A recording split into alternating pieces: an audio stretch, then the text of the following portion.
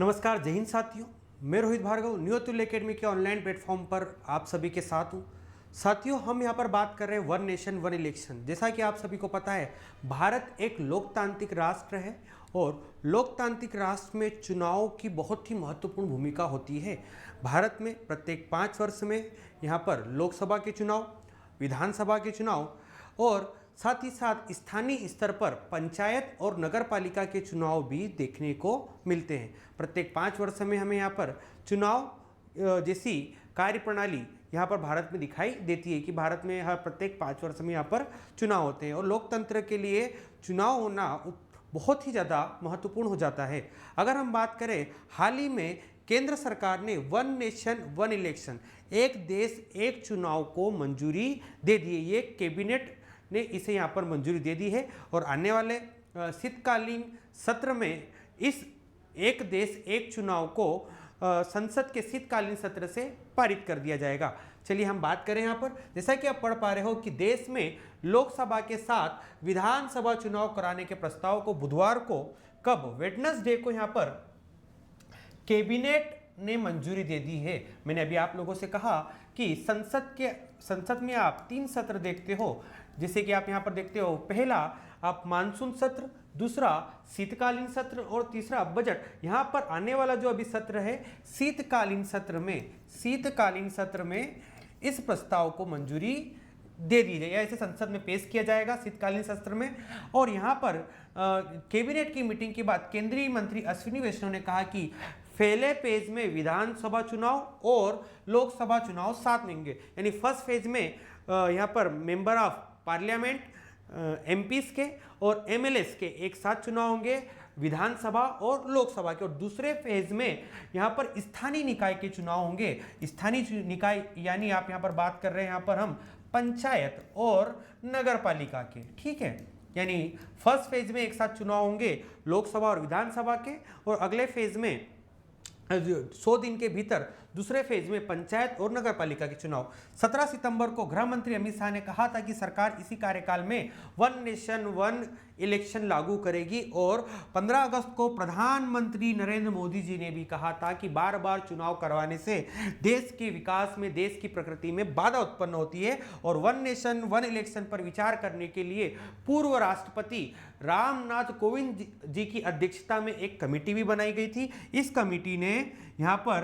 Committee ने 14 मार्च को राष्ट्रपति द्रौपदी मुर्मू जी को अपनी रिपोर्ट भी प्रस्तुत कर दी और यह रिपोर्ट 18,626 पन्नों की रही। यानी यहाँ पर पूर्व राष्ट्रपति रामनाथ कोविंद जी की अध्यक्षता में कमेटी बनी थी। कौन कौन थे इस कमेटी में मेंबर, उसकी हम बात करें। इसने यहाँ पर अपनी रिपोर्ट वर्तमान राष्ट्रपति द्रौपदी मुर्मू जी को यहाँ पर सौंप दी, मार्च में दे दी थी। अब बात करते हैं कि क्या है वन नेशन वन इलेक्शन।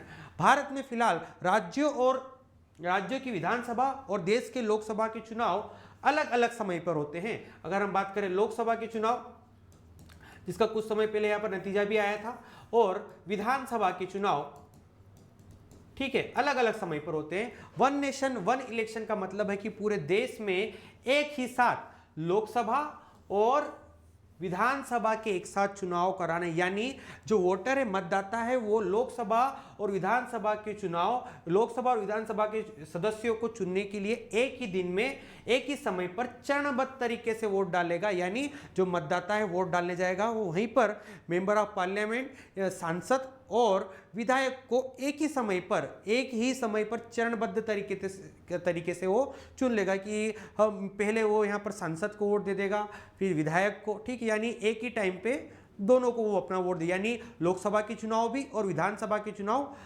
एक साथ हो जाएंगे। यानी यहाँ पर मतदाता एक ही टाइम पर दोनों को वोट कर देगा। आज़ादी के बाद हम बात करें 15 अगस्त 1947 के बाद हमको जैसा कि पता है पहले चुनाव 1952 में होते हैं, तो 1952, 57, 62 और 67 में लोकसभा और विधानसभा के चुनाव एक साथ होते आ रहे थे। यानी 52 से लेकर 1967 तक या 67 तक 1967 में लोकसभा विधानसभा के चुनाव एक साथ हुए थे। लेकिन 1968 और 1969 में कई राज्यों की विधानसभाएं समय से पहले ही क्या हो गई थी, भंग हो गई थी। और उसके बाद 1970 में लोकसभा भी भंग कर दी गई। इस वजह से देश में एक देश एक चुनाव की परंपरा टूट गई। यानी 1970 के दशक में यहाँ पर एक देश एक चुनाव की परंपरा टूट गई, यानी लोकसभा और विधानसभा के चुनाव अलग अलग समय पर होने लगे। हालांकि पहले यहाँ पर देश में, अभी मैंने कहा, एक साथ लोकसभा और विधानसभा के चुनाव एक साथ होते आ रहे हैं। अब हम बात करें, ये जो रिपोर्ट, ये जो कमेटी बनी थी पूर्व राष्ट्रपति रामनाथ कोविंद की अध्यक्षता में, इसने 14 मार्च को राष्ट्रपति द्रौपदी मुर्मू जी को अपनी रिपोर्ट प्रस्तुत कर दी। ये रिपोर्ट 18,626 पन्नों की है। पैनल का जो गठन हुआ था 2 सितंबर 2023 को किया गया था। यह रिपोर्ट स्टेक होल्डर एक्सपर्ट से चर्चा के बाद 191 दिन 191 दिन की रिसर्च का नतीजा है, यानी 191 दिन इस रिपोर्ट पर चर्चा की गई। ये इस रिपोर्ट ने क्या क्या सुझाव दिए वो लास्ट में आपसे डिस्कस भी करूंगा। कमेटी ने सभी विधानसभाओं का कार्यकाल 2029 तक करने का सुझाव दिया है। कब तक? 2029 तक। और क्या कहा इस समिति ने? एक देश एक चुनाव समिति का क्या काम है? तो संविधान वो अन्य कानूनी ढांचे के तहत लोकसभा, ध्यान से सुनना, विधानसभा, नगर पालिका, पंचायत के एक साथ चुनाव कराने की संभावना तलाशना, कि सब लोकसभा, विधानसभा, नगर पालिका, पंचायत के चुनाव एक साथ हो जाए। इसके लिए लोक प्रतिनिधि अधिनियम व अन्य नियमों में संशोधन की जांच और उसकी सिफारिश करना। कभी इसमें संशोधन करना हो तो उसकी संशोधन करने की संभावनाओं की तलाश करना। अगर संविधान संशोधन के लिए राज्यों के समर्थन की जरूरत हो तो उसकी सिफारिश करना। चुनाव के बाद अगर दल बदल अगर सदन त्रिशंकु हो या अविश्वास प्रस्ताव के कारण कोई स्थिति बने तो उसके समाधान की तलाश करना। एक साथ चुनाव का फ्रेमवर्क देना। अगर एक साथ चुनाव नहीं हो सकता तो ऐसा करने के लिए चरणों और समय सीमा का सुझाव देना, कि जैसे अभी यहाँ पर बात की है एक साथ नहीं हो सकते तो यहाँ पर पहले लोकसभा और विधानसभा का करवा लो, 100 दिन के भीतर आप स्थानीय निकाय, पंचायत, नगर पालिका, एक साथ चुनाव होने के बाद यह चक्र न टूटे, इसके लिए जरूरी सुरक्षा उपाय और संविधान संशोधन की। ऐसा नहीं कि अभी स्टार्टिंग में एक बार तो हो जाए लेकिन आगे जाकर ये फिर परंपरा टूट जाए, ऐसा नहीं होने देना। आगे परंपरा चलती रहे कि लोकसभा, विधानसभा, स्थानीय निकाय के चुनाव साथ में होते रहे। एक साथ चुनाव कराने के लिए आपको मशीनरी की भी आवश्यकता होगी, जैसे भाई ईवीएम, वीवीपैट, ठीक है, इन सब की जरूरत का आकलन करना। पंचायत से लेकर लोकसभा चुनाव के लिए एकल वोटर लिस्ट और वोटर आईडी, यानी आप पंचायत से लेकर कहां तक, लोकसभा तक एक साथ, लोकसभा के एक साथ चुनाव करा रहे हो तो इन सभी के लिए एक साथ वोटर लिस्ट तैयार करना, ठीक है। वहीं हम बात करें कि ये जो चुनाव हो रहे हैं, ठीक है, एक साथ एक देश एक चुनाव पर रिपोर्ट तैयार की गई, तो इससे पहले 7 देशों की चुनावों की प्रक्रिया का आकलन किया गया। कितने? 7। कहाँ? Sweden, Belgium, Germany, Japan, Philippines, Indonesia और दक्षिण अफ्रीका।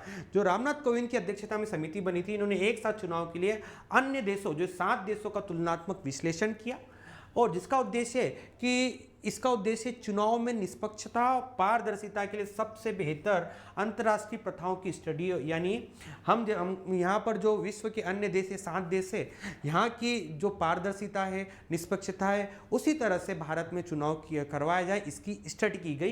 यानी 7 देशों का तुलनात्मक अध्ययन किया गया ये रिपोर्ट तैयार करने से पहले। अब ये समिति के अध्यक्ष कौन थे? आप जैसा कि देख पा रहे हो, पूर्व राष्ट्रपति रामनाथ कोविंद की अध्यक्षता में समिति का गठन किया गया था। इसने रिपोर्ट भी दी है वर्तमान राष्ट्रपति द्रौपदी मुर्मू जी को। इसमें इस समिति में एक वकील भी थे, हरीश साल्वे जी। ये इसके अलावा 3 नेता, गृह मंत्री अमित शाह, कांग्रेस नेता अधीर रंजन चौधरी और गुलाम नबी। इसके अलावा आप देखोगे 3 अफसर एनकेसी, जो 15वें वित्त आयोग के अध्यक्ष रहे, डॉक्टर सुभाष कश्यप, लोकसभा के पूर्व महासचिव, और संजय कोठारी जी, पूर्व मुख्य सतर्कता आयुक्त, ये यहाँ पर प्रमुख सदस्य रहे। इसके अलावा आप देखोगे कि इस समिति में रामनाथ कोविंद जी, अमित शाह जी और पूर्व सांसद गुलाम नबी आजाद समेत 8 मेंबर थे, और केंद्रीय कानून मंत्री अर्जुन राम मेघवाल कमेटी के स्पेशल मेंबर बनाए गए थे। इस बात का भी ध्यान रखना। तो इस प्रकार हमने बात देखी यहाँ पर कि जो एक देश एक चुनाव होना है, इस चुनाव प्रक्रिया में इस चुनाव प्रक्रिया को देश में लागू करना है, इसे तो एक समिति बनी, उस समिति में 8 सदस्य थे। इस समिति ने अपनी रिपोर्ट दी। अब वर्तमान में कैबिनेट मंत्री ने इसकी घोषणा भी कर दी। आने वाला शीतकालीन सत्र में यहाँ पर पूरी कोशिश रहेगी कि ये प्रस्ताव पारित हो जाए और देश में एक राष्ट्र एक चुनाव की प्रक्रिया को पूर्ण तरीके से लागू कर दिया। यानी अब से लोकसभा, विधानसभा और स्थानीय निकाय, पंचायत और नगर पालिका के चुनाव एक साथ होने की यहाँ पर पूर्ण संभावनाएं हैं। तो साथियों, उम्मीद करता हूँ ये वीडियो आप लोगों को अच्छा लगा होगा, जानकारी महत्वपूर्ण लगी होगी, और इसी तरह के वीडियो के लिए आप चैनल के साथ बने रहिए, न्यू अतुल्य एकेडमी के साथ आप बने रहिए। मिलते हैं अगले चैनल में, मिलते हैं अगले वीडियो में। तब तक के लिए जय हिंद, जय भारत साथियों।